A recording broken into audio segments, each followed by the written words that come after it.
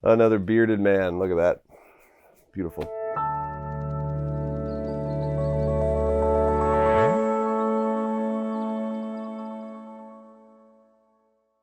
Hi, I'm Bobby Angel with Ascension Presents, and today I want to talk to you about one of my favorite saints, a saint that I didn't choose. He kind of chose me, Padre Pio. I heard it once that, we don't always choose our favorite saints or the saints that tend to follow us around, they choose us.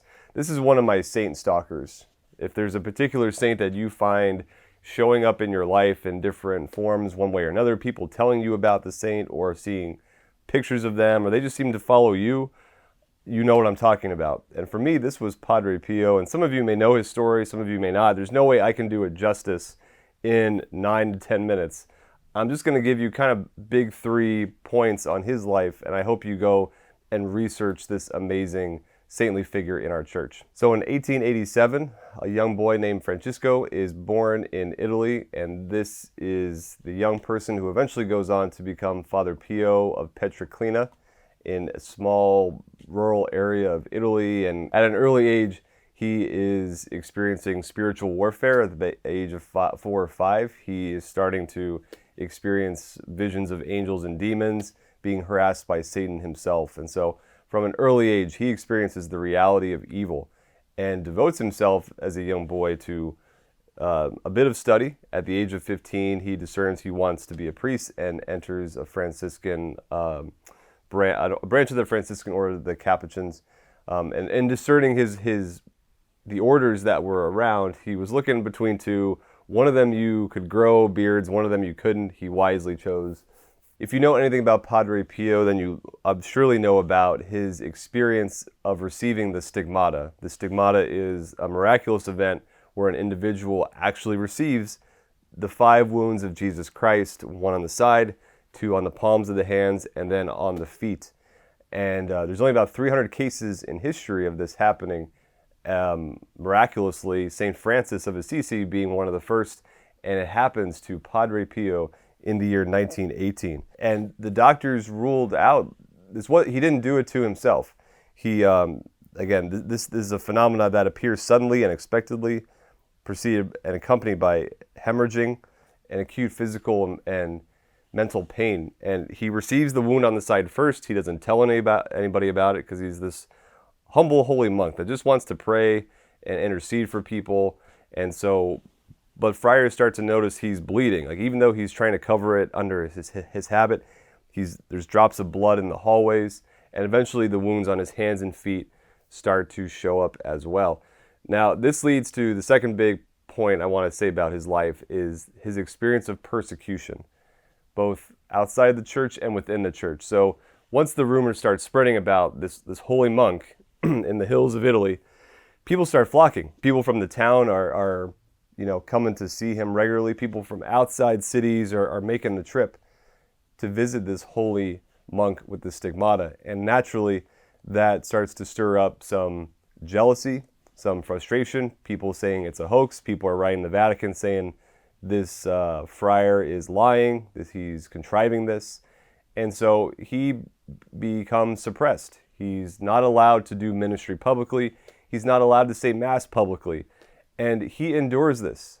He endures this cross of misunderstanding. Padre Pio, in obedience and submission to Christ, receives the misunderstanding, receives the negativity, and for 3 years has to celebrate Mass privately, cannot do public ministry. And if you have a heart for God and his people, and you want to serve and be with others, this is huge. And eventually the truth comes out that, again, this stigmata is real. His holiness is well accounted for by those who come forward and testify on his behalf, and he eventually is allowed to resume public ministry. And lastly, it's the sheer amount of miracles and the manifestation of the Holy Spirit that Padre Pio brought to the world. And you see, again, it's not hard to be a saint. It's just, it requires us to go all in. And most of us, we go kind of in, we go half in. But when a man or woman goes all in for the Lord, the blurring of heaven and earth happens. Miracles start to take place. Prayer is more effective than you could ever imagine. And figures like Padre Pio show us that this is the truth. And so it would take 2 hours to explain all the miracles that are attributed to him, but just some of them would include, obviously, the stigmata. Those wounds disappeared upon his death, and it was said that there was an odor of sweetness about them. It wasn't like a putrid smell. It was actually a sweet, heavenly smell that couldn't be explained away by science or anything else. Padre Pio had the supernatural gift of being able to read souls. He knew that if someone, as he said, I'm going to pray for you, Padre Pio. He knew if you did or if you didn't. And he confronted a priest on that. He's like, you didn't pray for me, did you? He's like, oh, no. I got distracted by whatever. He's like, it's okay. You can think about that eulogy a different time. You can pray for me later. It was said that in the confessional, he knew when you were leaving things out. And so people found him stern, but it's because he took the sanctity of their souls seriously. He saw the reality of evil. During World War II, there's stories of him bilocating, meaning he's in two places at the same time, where he's verified to be at the monastery, where he never leaves, and yet people are saying, no, I saw that monk in this town over here. It said that by his intercession, any bombs that were supposed to be dropped to destroy their monastery were diverted. The amount of people healed from visiting him, the amount of people who had wounded knee, a cancer, a girl that was deaf, that Padre Pio would pray over them, even in the confessional, and they would walk out healed. And so you see, again, when we so unite ourselves to Jesus Christ, when we suffer with him, when we turn every thought captive to the gospel, when we allow Christ to live with us, that no longer I who live, but Christ who lives in me, it radiates outward to actually transform our physical reality. And Padre Pio was such an amazing example of that. It wasn't, just reserved for holy people from birth. It's a decision. It's a decision that we can dispose ourselves more to the grace of God, to detach from the worldly things that keep us from entering into a deeper mystery of God. Padre Pio had atheists that visited him and that were converted.